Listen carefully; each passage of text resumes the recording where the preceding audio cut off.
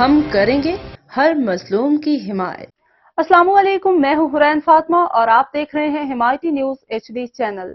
نظر ڈالتے ہیں آج کی اہم خبروں پر۔ لاہور کے علاقے کرول گھاٹی کے نزدیک فیکٹری میں آگ لگ گئی۔ آگ لگی آتش زدگی سے فیکٹری میں رکھے تھنر اور کیمیکل کے ڈرم پھٹنے کے بعد شعلے آسمان سے باتیں کرنے لگے۔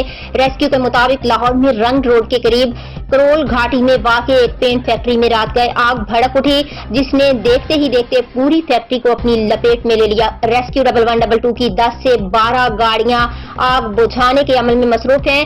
ریسکیو کے مطابق رنگ روڈ کے قریب پینٹ فیکٹری میں آگ رات 10:30 بجے لگی، جس کی وجہ کا تعین نہیں ہو سکا۔ ریسکیو کا کہنا تھا کہ 6 کینال پر قائم پینٹ فیکٹری میں آگ کے شعلے آسمان سے باتیں کر رہے ہیں۔ کیمیکل کے ڈرم دھماکوں سے پھٹتے رہے، جس سے علاقے میں خوف و ہراس پیدا ہو گیا۔ ریسکیو کا کہنا ہے کہ فیکٹری کے قریب آبادی نہ ہونے کی وجہ سے کسی جانی نقصان کی اطلاع نہیں ملی۔ کراچی کے پوش علاقے ڈیفنس میں دن دہاڑے کار پر فائرنگ سے صنعت کار کو قتل کر دیا گیا۔ واقعہ ڈکیتی مزاحمت کا نتیجہ ہے یا ٹارگٹ کلنگ؟ پولیس نے تحقیقات شروع کر دی۔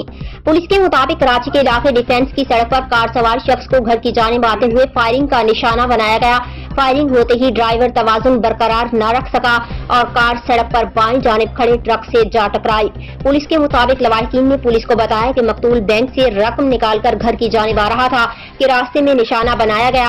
SSP ساؤتھ کا کہنا تھا کہ واقعے کی اطلاع ملتے ہی پولیس کی بھاری نفری موقع پر پہنچی اور شواہد اکٹھے کیے۔ گاڑی میں سوار شخص کی شناخت آصف سلمان کے نام سے ہوئی ہے، جو پیشے سے صنعت کار تھے۔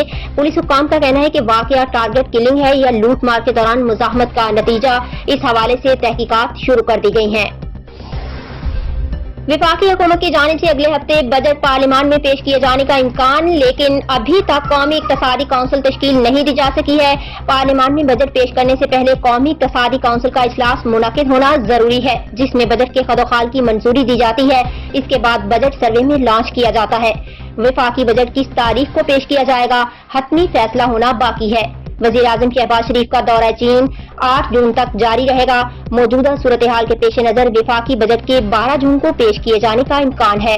وزیر اعظم ہاؤس کے ذرائع نے بتایا کہ وزیر اعظم کے دورہ چین کے بعد قومی اقتصادی کونسل تشکیل دی جائے گی۔ وزیر اعظم کی سفارش پر صدر مملکت قومی اقتصادی کونسل کی تشکیل کی منظوری دیں گے۔ دبئی میں متحدہ عرب امارات کے صدر شیخ محمد بن زید سے وزیر داخلہ سراج الدین حقانی کی سربراہی میں امارات اسلامیہ افغانستان کے وفد نے ملاقات کی ہے۔ اماراتی صدر سے افغانستان کی موجودہ انتظامیہ کے وزیر داخلہ ملا سراج الدین حقانی سربراہی میں وفد کی ملاقات میں دونوں ممالک کے درمیان مختلف موضوعات اور افغان باشندوں کے معاملات پر تفصیلی بات چیت کی گئی۔ اماراتی صدر نے ملاقات کے لیے آنے والے وزیر داخلہ کے ہمراہ افغان وفد کا استقبال کیا۔ وفد میں طالبان کے چیف آف انٹیلیجنس ملا عبدالحق وثیق بھی شامل تھے۔ ملاقات کے دوران دونوں ممالک کے درمیان دوستانہ تعلقات اور تعاون کو مضبوط بنانے اور مشترکہ مفادات کے حصول کے لیے مختلف شعبوں میں تعاون پر تبادلہ خیال کیا گیا، جبکہ خطے میں استحکام کے لیے اقتصادی شعبے میں تعاون کی وسعت پر بھی گفتگو کی گئی۔